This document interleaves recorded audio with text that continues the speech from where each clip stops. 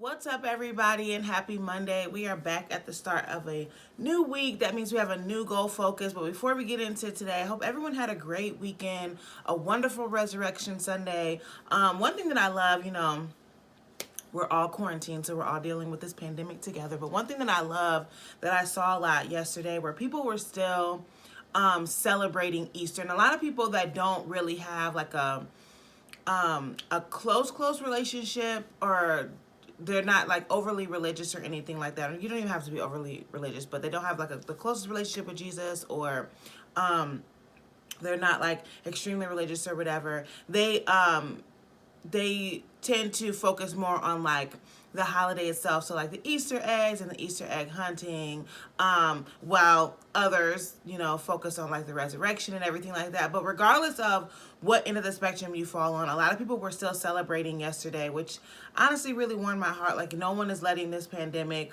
or the fact that we're all quarantined get to them, but they're still trying to do things to bring their family unit together, to spread love, to spread peace, to spread joy, to really celebrate just life in general. So that was really touching to see, and I'm happy everyone was able to do that. If you were not able to do that for whatever reason, I hope you still had a great weekend, still had a great Resurrection Sunday. So yeah, but like I said earlier, it's a new week, so that means we have a new focus for our month of wholeness. So let's get right into it. As always, God is blessing us. He's always going to be blessing us.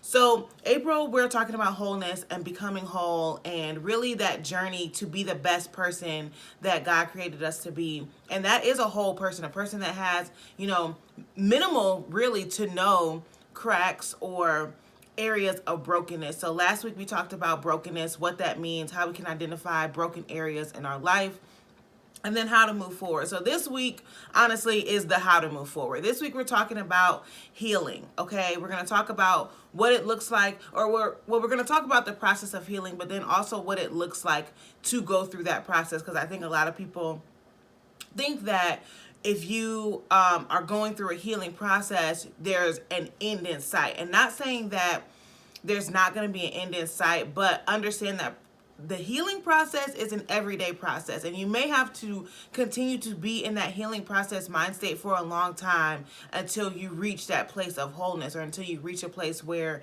it now becomes second nature. Okay, so before I get into that, let me start from the beginning, because I had some notes, so I want to make sure I get through all of it. But last week we did talk about brokenness, and it's not enough just to identify the broken areas in our life. Like, now that we've identified it, great. Like, we know where we're broken. Maybe you even identified the situations that caused you to become brokenness. Remember, we talked last week about the book Wholeness by Tori Roberts, and he identified different ways that you can identify that. It could be generational brokenness, it could be social brokenness, it could have been personal brokenness, whatever those broken areas, whatever category those broken areas fall into for you. You identified it, and you identified the root, and great. You honestly should give yourself a pat on the back, because that is a lot to not only say, hey, I am a broken person, or hey, I have some broken areas in my life, but also identify the source of that brokenness. So you should feel extremely accomplished. However, that is not going to be the end of our journey. Just because we've identified that and we've traced it back to the root doesn't mean that we are stopping there. Matter of fact, because we've done that, you should want to pursue a lifestyle or a wholeness mindset. You should want to pursue being whole more than ever, because now you've uncovered things that are not right. So why wouldn't you want to fix those things? I don't know either. But now that we've identified that, and that may have been hard, but honestly, I'm honestly going to tell you, just because I've gone through some healing things on my own, both personally, spiritually, and physically. Breaking the healing process sometimes is going to hurt worse than the initial break, or then finding out that something was broken. And I think that a lot of times when people, like, if you ever broken a bone, I've never broken a bone, but I've cracked my head. Well, I guess that's neither here nor there, because that's not the same thing. But if you ever broken a bone, like you've broken your leg or your arm or anything like that, a lot of times breaking it hurts. I'm not going to say it does not hurt. Breaking it hurts like heck. It hurts really bad. But the months after breaking it, when you have to go after you get your surgery and you go through the healing process, sometimes that could hurt more than the initial break. Why? Because you're constantly doing things in order to get yourself back to where you were. So you may have to go through physical therapy that is causing you to walk on the limb that was broken, or causing you to move that limb that was broken. That's going to hurt. Why? Because it just went through some trauma. And now that it's fixed, you're trying to get it back to normal, and you're having to do the things that you were doing prior to it becoming broken, and it's not fully healed yet. So the healing process, I hate to say it, sometimes can hurt more than the initial tear, or more than the initial break, or more than the discovery of the fact that you're broken. But the end result is going to be much better, because I feel like, especially when you're talking about spiritual brokenness and spiritual wholeness, a lot of times you end up better than where you were before.